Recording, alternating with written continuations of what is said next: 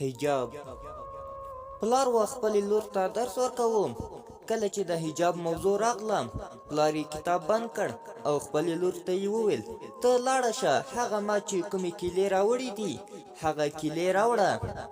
لور یې کیلې راوړې او د پلار مخې ته یې کېښودلې. پلار یې د ځینې کیلو څخه پوستکي لرې کړل او ځینې کیلې یې په پوستکي کې بندې پرېښودې. سبا یې د درس پر مهال لور ته وویل ته هغه کیلې راوړه.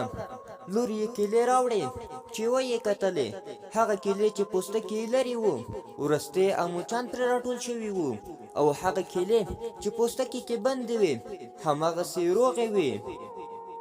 پلار و خپلې لور ته داسې وویل دا د حجاب عملي مثال دی، زه تا ته نن عملي درس درکوم. که ته په حجاب کې پټه وې نو داسې به محفوظه یې لکه دا په پوستکي کې بندې کیلې، او که حجاب دې لرې کړ ستا مثال بیا د هغې ورستې کیلې دی چې یوه ورځ به حتما د ګنده حشراتو خوراک شي.